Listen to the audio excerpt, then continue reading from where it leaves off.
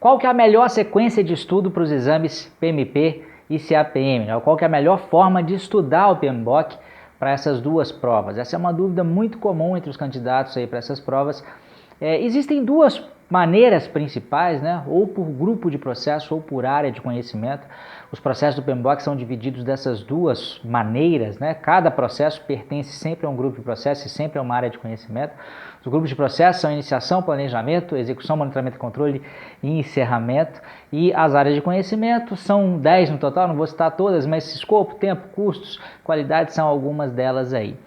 Muita gente argumenta que o estudo por grupo de processos seria melhor, porque ele tem uma linguagem mais sequencial, mais natural. Quer dizer, primeiro eu inicio um projeto, depois eu planejo, depois eu executo, monitoro e depois eu encerro. Eu diria que não, essa afirmação ela não é de toda errada, mas eu continuo recomendando às pessoas que estudem por área de conhecimento por um motivo muito simples.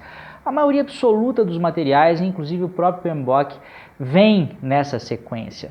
Então, fazer uma quebra nessa sequência, tentar estudar os processos por grupos de processos, você vai acabar tendo que fazer uma certa ginástica ali no uso dos diversos materiais e dos diversos cursos, né?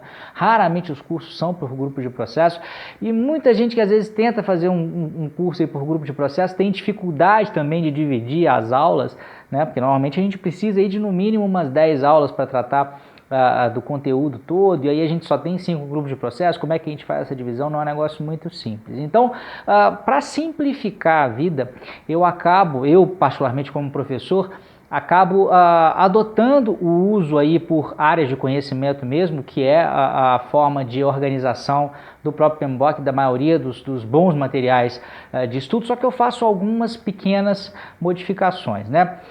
Eu recomendo que as pessoas estudem então a parte referente aos capítulos 1, 2 e 3 do PMBOK, e o capítulo 3, não sei se vocês já perceberam, eles dão uma espécie de explicação dos grupos de processo, né? Para você ter justamente uma boa ideia aí do que acontece na iniciação, no planejamento, na execução, no monitoramento e controle e no encerramento.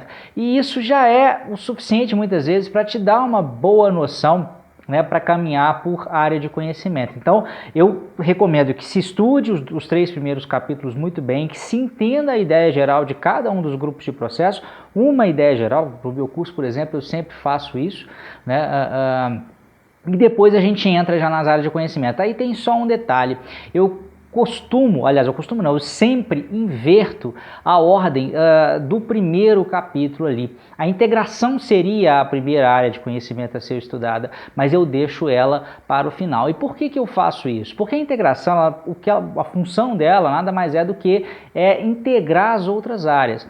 Então, se você falar da integração sem falar das outras áreas, fica um negócio meio estranho, porque você vai falar sobre a integração de algo que você não sabe o que é, né? Você está justamente integrando escopo, tempo, custo, qualidade, mas você não viu o escopo, você não viu o tempo, você não viu o custo. Então fica uma espécie de meta-área de conhecimento, né? Porque ela não é, tudo bem que ela é uma área dentro do PMBOK, mas ela serve só para aglutinar as outras áreas, e eu acho que fica um tanto quanto estranho. O único processo, né, que é interessante você ter uma noção antes de começar a área de escopo é o processo da iniciação, que é o desenvolver o termo de abertura do projeto. Mas aí, como eu disse, né, se você tiver uma boa base sobre o que acontece na iniciação, lá naquela primeira, né, visão geral que se dá ali dos grupos de processo, se você parar um pouquinho para entender exatamente o que acontece em cada um dos grupos de processo, e o capítulo 3 do PMBOK e outros materiais replicam essa estrutura também, já é o suficiente para você entrar em escopo sem ficar perdido, né? Porque aí você vai entrar no primeiro processo de escopo, né, que é o planejar o gerenciamento do escopo, que é um processo que aparece aí com um nome parecido em todas as áreas, depois coletar os requisitos. Eu posso dizer ali que do ponto de vista de colocar a mão na massa mesmo no planejamento, coletar os requisitos tirando esses processos de planejar o gerenciamento da área, ele é o primeiro processo a ser estudado mesmo. Então, a minha sugestão é essa, né, para você não ficar perdido aí em relação aos materiais.